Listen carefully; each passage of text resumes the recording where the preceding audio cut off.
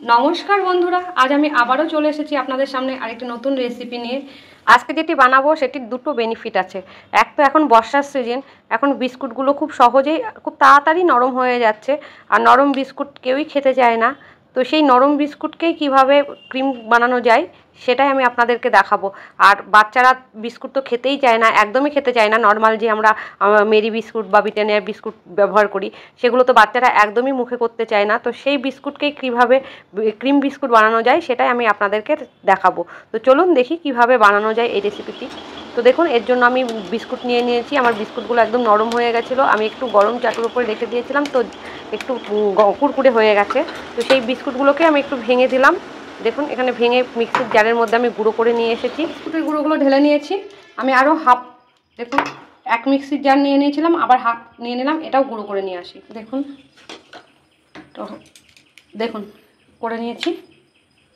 তো আমি এই জারের 1.5 জার করে নিলাম। আমি গ্যাসের ওপরে প্যান বসিয়ে দিয়েছি। এখানে আমি 1 কাপ দুধ দিয়ে দিলাম। দিয়ে দেবো এর মধ্যে বিস্কুটের গুঁড়োগুলো। আমার দুধটা জাল করা ছিল, নাড়িয়ে নেব। দিয়ে দেবো কফি পাউডার 1 চামচ মতন দিয়ে দেবেন, মিশিয়ে নেব। সরি, এটা কোকো পাউডার। দেখুন, এটা কোকো পাউডার। আর একটু দিয়ে দেবো, এটা ভালো করে মিশিয়ে নেব। তো আমি এখানে একটু দিয়ে দেবো খোয়া ক্ষীর, জাস্ট একটু আমার ঘরে বানানো খোয়া ক্ষীর। আর দিয়ে দেবো চিনি, এখানে ছোটো চামচে 2 চামচ, মানে 1 টেবিল চামচ চিনি দিয়ে দেবেন। এবার আমি গ্যাসটা আবারও জ্বালিয়ে দেবো। আমি গ্যাসটা অফ করে দিয়েছিলাম, কারণ খোয়া ক্ষীরটা আমার ফ্রিজে ছিল, ফ্রিজ থেকে বার করে আনার জন্যই এটা অফ করে দিয়েছিলাম, নইলে আমার তলায় লেগে যেত। তো যাই হোক, এটা একদম লো আঁচে করবেন। তো দেখুন, এটা ডোয়ের মতন হয়ে গেল। এবার এটাকে আমায় ঠান্ডা করে নিতে হবে।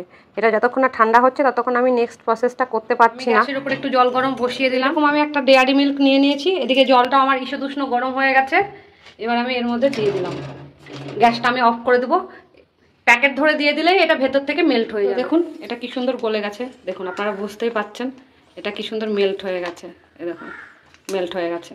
গরম জলে রেখে দিয়েছিলাম, মেল্ট হয়ে গেছে। তো এবার আমি এটাকে, বিস্কুট যখন নরম হয়ে যাবে না, তখন আপনারা এইভাবে বিস্কুটগুলোকে করে নেবেন, খেতে খুবই ভালো লাগে। 10টা বিস্কুট বার করে নিয়ে নিয়েছি। অনেক সময় কি হয়, বিস্কুট নরম হয়ে যায়, বিস্কুটগুলো তখন আর খাওয়া হয় না। তো বিস্কুটগুলোকে এইভাবে একবার বানিয়ে ফেলুন। দেখুন কত সহজে এটা তৈরি করা হয়, এটা খেতেও খুব ভালো লাগবে। এভাবে তৈরি হয়ে গেল একটা। এটা আমার এখনও হয়নি, এভাবে আমি সবগুলো আগে করে নেব। আমি আবার একটা দেখাচ্ছি, এভাবে নাড়ুর মতন একটা নিয়ে নেবেন। হাতে চ্যাপটা করারও দরকার না, জাস্ট এখানে বসিয়ে দেবেন, আর একটা বসিয়ে দেবেন। এবার মিডিলে চাপ দেবেন। দেখুন কি সুন্দর হয়ে যাচ্ছে, চাপ দিলেই চারিপাশ থেকে হয়ে গেল। দেখুন, তো দেখুন আমি সবগুলো করে নিয়েছি, করে কি সুন্দর হয়ে গেছে। আমি এবার ডেয়ারি মিল্কটা দেখুন জল থেকে তুলে নিয়েছি। ডেয়ারি মিল্কটা আমার একদম লিকুইড হয়ে গেছে, এটা মেল্ট হয়ে গেছে। এবার এটা আমি কাঁচি দিয়ে কেটে নেব। এবার আমি দেখুন, বাচ্চারা খেতে চাইবে না, তাই এইভাবে একটু করে দেবেন। এটা খেতেও খুব ভালো লাগবে, ক্যাডবেরির মতন লাগবে।